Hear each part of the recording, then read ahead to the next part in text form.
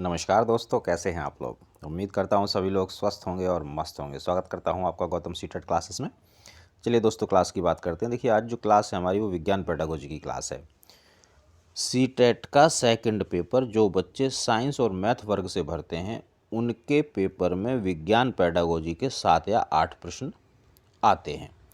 तो आज हम सबसे नए और सबसे आसान तरीका यानी कि पॉजिटिव और नेगेटिव, इससे ही अपने 7 और 8 नंबर ये बिल्कुल अच्छी तरह से पक्के करेंगे। और देखिए दोस्तों, ऐसा नहीं है कि इस क्लास को सिर्फ विज्ञान पेडागोजी जिनके पास है वही देखें, इसको कोई भी देख सकता है, क्योंकि हमें तो सिर्फ पॉजिटिव और नेगेटिव की प्रैक्टिस करनी है और कुछ नहीं करना है। तो दोस्तों, अगर आप इस तरीके को सीखना चाहते हो यानी कि पॉजिटिव नेगेटिव का तरीका अगर सीखना चाहते हैं तो जुड़ जाइए गौतम सीटेट क्लासेस फैमिली में। और इसके लिए आपको चैनल को करना पड़ेगा सब्सक्राइब और नोटिफिकेशन बेल कर दीजिए ऑन, और आप आ जाएंगे गौतम सीटेट क्लासेस फैमिली के अंदर। तो चलिए दोस्तों, मैं आपको दिखाता हूँ किस तरह से पॉजिटिव और नेगेटिव से सारे क्वेश्चन जो है बहुत जल्दी जल्दी और बिल्कुल सही तरीके से सॉल्व हो जाएंगे। आज का पहला प्रश्न देखेंगे। और भाई, जिन बच्चों के पास पीडीएफ है वो अपनी पीडीएफ निकाल लो और जो जो चीज़ें मैं यहाँ बताता हूँ उसको पीडीएफ पे उसी तरह वर्क करो जिस तरह से मैं यहाँ बताता हूँ, तो ये आपके नोट्स तैयार हो जाएंगे। और सीटेट में इससे ज़्यादा कुछ आता नहीं है। पानी के नल को खोलिए, इसे पतली धार के लिए समायोजित कीजिए, किसी रिफिल को आवेशित कीजिए, इसे जलधारा के निकट लाइए, प्रेक्षण कीजिए कि क्या होता है, इस गतिविधि की संक्षिप्त रिपोर्ट लिखिए। इस गतिविधि के माध्यम से विद्यार्थी में विकसित कौशल, कौन सा कौशल विकसित होगा भाई? पॉजिटिव कौशल ही आएगा, नेगेटिव कौशल थोड़ी जाएगा। आप प्रश्न को इस तरह से पढ़ने की आदत बनाइए कि वो पॉजिटिव पूछ रहा है या नेगेटिव पूछ रहा है।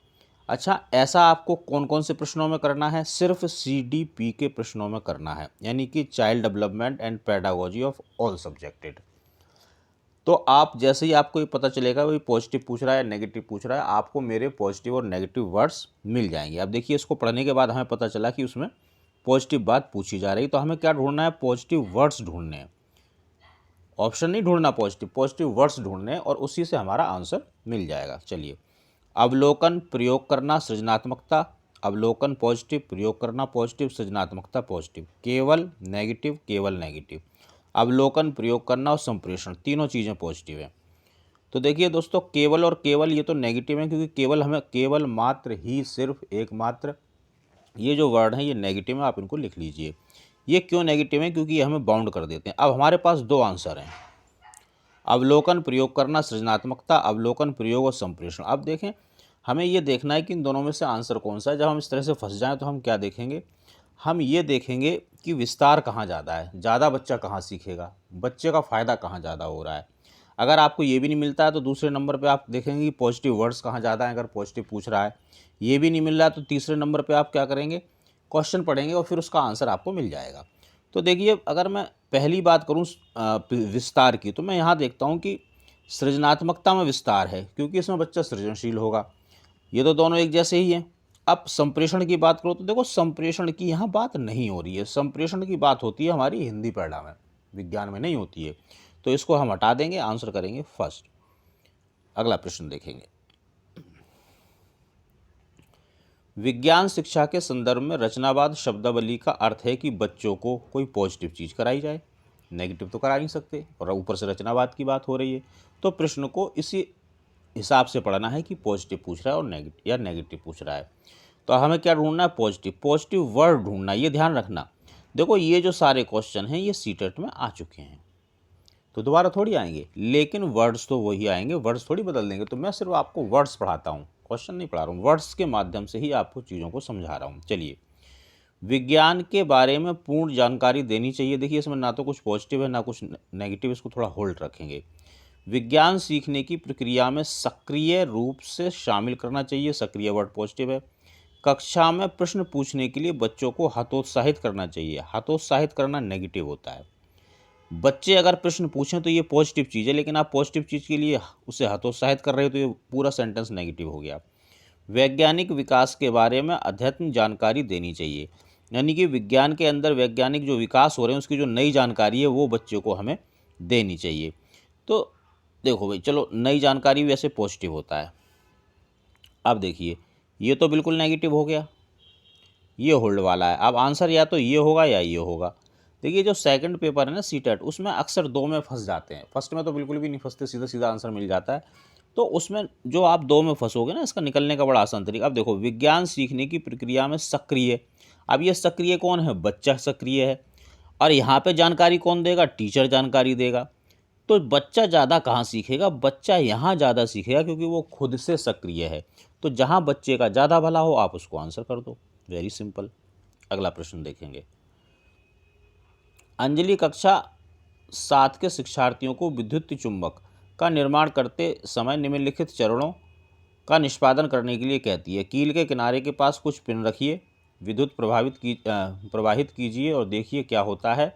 लोहे की कील के पास तांबे के तार को मजबूती से लपेटिए, तार के सिरों को सेल के टर्मिनल से जोड़िए। तो अब इसको उसने क्या कहा है कि ये जो है वांछित परिणाम प्राप्त करने के लिए निष्पादित किए जाने वाले निम्नलिखित कौन सा क्रम सही है। यानी कि ये जो 4 चीज़ें दे रखी हैं, 4 जो गतिविधियां हैं, इन गतिविधियों को हमें क्रम से लगाना है कि पहले कौन सी गतिविधि, दूसरी कौन सी, तीसरी कौन सी, चौथी कौन सी होगी। तो भाई इसका आंसर रहेगा सबसे पहले लोहे की कील, थर्ड वाला ये, पहले तो ये पहले नंबर पे, दूसरे नंबर पे ये, तीसरे नंबर पे फर्स्ट और चौथे नंबर पे सेकंड, यानी कि आंसर हो गया हमारा सेकंड। चलिए अगला प्रश्न देखेंगे। कभी कभी शिक्षार्थियों को विज्ञान संबंधी अवधारणाओं से जुड़ी वैकल्पिक अवधारणा होती है, विज्ञान शिक्षक को क्या करना चाहिए? पॉजिटिव चीज़ करनी चाहिए। अब बस आप इतना ही समझ लीजिए कि पॉजिटिव करना है या नेगेटिव करना, बस आपका काम बन जाएगा। उनके विचारों की उपेक्षा करें, उपेक्षा करना नेगेटिव। विभिन्न गतिविधियों के माध्यम से अपने विचारों पर पुनः विचार करने में शिक्षार्थी की मदद करना, विभिन्न गतिविधि पॉजिटिव होता है। मदद या सहायता अगर बच्चे की हो रही है तो पॉजिटिव होता है। अवैज्ञानिक विचारों के लिए शिक्षार्थियों को डांटना, फटकारना, मारना, कूटना, गाली देना, ये सब नेगेटिव है, बिल्कुल नहीं करना आपको। शिक्षार्थियों को बताएं कि उनके विचार गलत हैं और उन्हें सही विचार पढ़ाएं। कभी भी बच्चे के अंदर आपको दोष नहीं निकालना है। बच्चे ऐसा कोई ऑप्शन जो बच्चे में दोष निकाल रहा है, बच्चे में कमी निकाल रहा है, वो नेगेटिव होता है। अब देखिए पॉजिटिव नेगेटिव से कितना आसान हो जाता है। नेगेटिव नेगेटिव नेगेटिव, ये वाला पॉजिटिव है, इसको आंसर कर दो। तो दोस्तों ये बहुत बेहतरीन टेक्निक है। बस आपको क्या करना है, आपको पॉजिटिव और नेगेटिव की करनी है प्रैक्टिस। और उस प्रैक्टिस का एक तरीका ये है कि आप मुझसे पीडीएफ ले सकते हैं जिसमें लगभग 3500 प्रश्न हैं जो सभी पॉजिटिव और नेगेटिव पे आधारित हैं और सारी ही सीटेट से रिलेटेड हैं। तो आपको उससे बहुत फ़ायदा होगा। कहने का मतलब ये कि पॉजिटिव नेगेटिव यानी कि एक मेथड की आप 3500 बार प्रैक्टिस कर लोगे। तो कई सारे मेथड सीखने से अच्छा है एक मेथड की ज़्यादा से ज़्यादा बार प्रैक्टिस करो ताकि आप उसमें परफेक्ट हो जाओ और फिर कोई सीटेट आपका ना रोक पाए। निम्नलिखित कथनों में से कौन सा एक अच्छी विज्ञान कक्षा की ओर संकेत करता है? विद्यार्थी स्वयं अपने प्रयोग करते हैं और अपने अवलोकनों को दर्ज करते हैं। देखिए विद्यार्थी स्वयं कोई भी काम करे पॉजिटिव होता है, दर्ज करना पॉजिटिव होता है। शिक्षार्थी शिक्षक द्वारा दिए गए निदर्शन प्रदर्शन का अवलोकन करते हैं और उनके चरणों को लिखते हैं। यहाँ पे भी बच्चा काम खुद ही कर रहा है तो ये भी पॉजिटिव है। शिक्षार्थी अधिक प्रश्न पूछने के लिए स्वतंत्र हैं। देखिए बच्चा प्रश्न पूछे ये चीज़ तो ठीक है, लेकिन इतना स्वतंत्र कर दो कि वो प्रश्न ही पूछता रहे, ये ठीक नहीं है, इसको होल्ड करो। शिक्षक शिक्षण के लिए पाठ्यपुस्तक के साथ साथ विविध संसाधनों का उपयोग करता है। चलो ये भी ठीक है, ये भी पॉजिटिव। वैसे तो पाठ्यपुस्तक नेगेटिव होती है लेकिन उसके साथ वो विविध आ गया तो अब ये पॉजिटिव हो गया। तो भाई ये हमें नहीं लेना है, इस बात का आपको ध्यान रखना है। और पहला देखो, क्योंकि शिक्षार्थी स्वयं प्रयोग कर रहे हैं, अवलोकनों को दर्ज कर रहे हैं, तो इसमें बच्चा सबसे ज़्यादा सीख रहा है, इसलिए इसको ज़रूर लेना है। ये 2 चीज़ें ध्यान रखोगे तो आंसर मिल जाएगा। अब वो देखो जिसमें तीसरा आ रहा है, तो तीसरा आ रहा है भाई एक तो इसमें और एक इसमें, इन दोनों को तो लेना ही नहीं है। अब किसको लेना है? देखिए अब देखते हैं किसको लेना पड़ेगा भाई हमें। पहला और तीसरा तो हमें लेना ही नहीं है, तो फिर आप कौन सा लेंगे? अब एक तो केवल एक, ठीक है, ये तो लेना ही लेना। अब इसमें क्या है 2 और 4, तो भाई 2 और 4 ये भी पॉजिटिव है, तो यहाँ ज़्यादा संभावना है, तो हम आंसर दूसरा लेंगे पॉजिटिव। तो अब ये इस एक को छोड़ के बाकी तीनों पॉजिटिव हैं। पहला भी पॉजिटिव है, दूसरा भी पॉजिटिव है और चौथा भी पॉजिटिव है। तो अगर ये तीनों एक साथ हों तो बहुत बढ़िया बात है, नहीं तो जो साथ साथ मिल जाए उनको ले लो। अब इसमें केवल 2, ये वाला केवल 2, तो केवल 2 ठीक है, इसमें कोई बुराई नहीं है, ये भी हम ले सकते हैं। लेकिन इसमें चौथा भी दे रखा है क्योंकि ये भी पॉजिटिव है, पाठ्यपुस्तक के साथ साथ और चीज़ें भी, तो हम आंसर करेंगे सेकंड, क्योंकि ये ज़्यादा विस्तारित है। हमें आंसर वो करना है जो जिसमें बच्चा ज़्यादा से ज़्यादा सीखे। देखिए सीटेट में पॉजिटिव नेगेटिव कुछ नहीं है। सीटेट में सिर्फ वो जो चारों ऑप्शन ये देता है ना, इसमें से आपको बेस्ट ऑप्शन चूज करना होता है, और पॉजिटिव नेगेटिव बेस्ट ऑप्शन को चूज करने का तरीका है। अगला प्रश्न देखेंगे। सौम्या अक्सर अपनी कक्षा 8 के विद्यार्थियों को क्षेत्र भ्रमण पर ले जाती है, इसका उद्देश्य क्या हो सकता है? अभी पॉजिटिव उद्देश्य होगा, नेगेटिव तो होगा नहीं। तो पॉजिटिव वर्ड्स देखते हैं। यह विद्यार्थियों को ठोस अनुभव प्रदान करता है। अनुभव पॉजिटिव। वह उन्हें इस पर प्रोजेक्ट और दत्त कार्य घटनात्मक आकलन दे सकती है। तो हालांकि दत्त कार्य नेगेटिव होता है और प्रोजेक्ट पॉजिटिव होता है, तो ये तो होल्ड वाला हो गया, इसको होल्ड पर रखो, जरूरत पड़ेगी तो ले लेंगे, नहीं तो छोड़ देंगे। यह विद्यार्थियों के प्रक्रमण कौशलों का विकास करता है, ये पॉजिटिव है।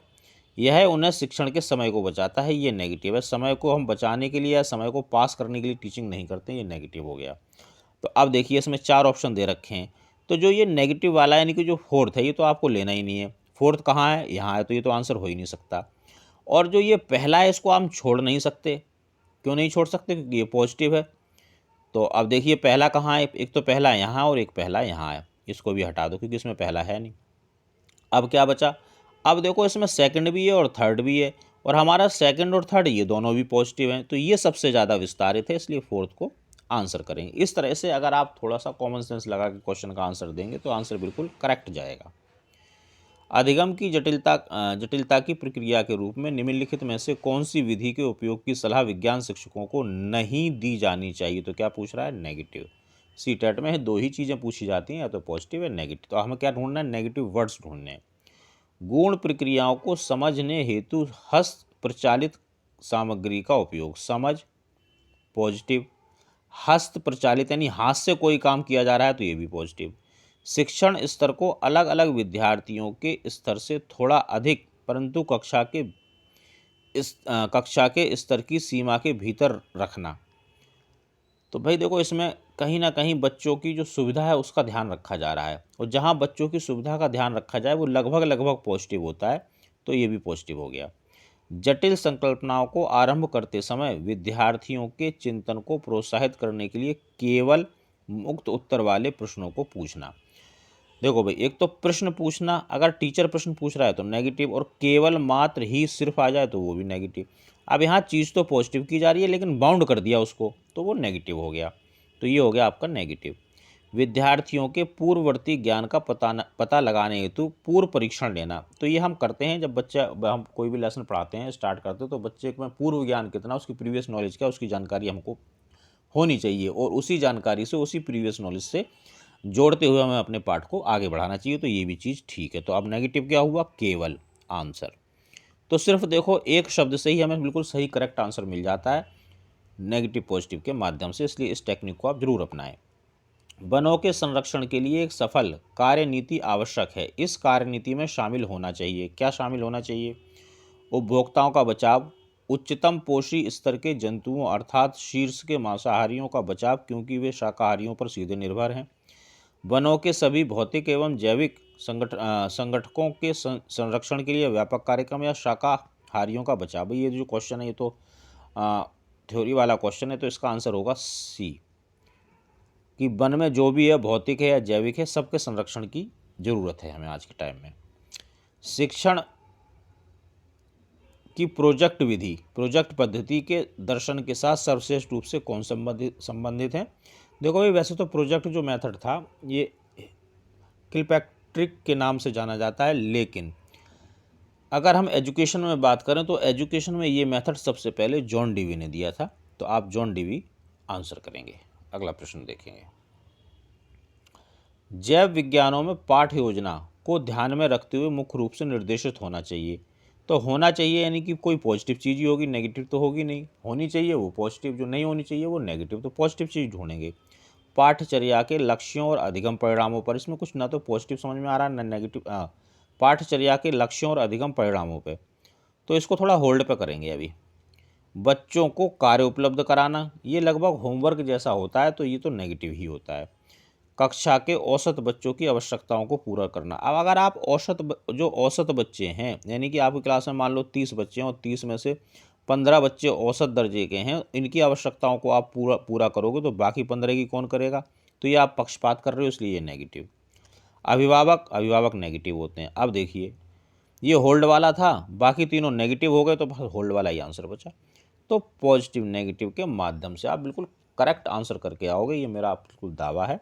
तो मित्रों, आप बताइए कैसी लगी आप क्लास। इस क्लास को हर कोई देख सकता है, जरूरी नहीं कि विज्ञान पैडा वाले ही देखें, और हमें तो बस नेगेटिव पॉजिटिव की प्रैक्टिस करनी है। तो आप भी देख सकते हैं। कमेंट जरूर करें और बताएं कि आपका स्कोर क्या रहा और कैसी आप क्लास लगी। सब्सक्राइब, लाइक और शेयर करते रहिए चैनल को। बाकी सीटेट से रिलेटेड कोई दिक्कत है तो आप इस नंबर पे व्हाट्सएप के माध्यम से मुझसे आप जुड़ सकते हैं। आपको नोट्स चाहिए, पीडीएफ चाहिए, गाइडेंस चाहिए, बट रिमेंबर सिर्फ सीटेट के बारे में ही चर्चा करें, क्योंकि मैं सिर्फ सीटेट पढ़ाता हूँ।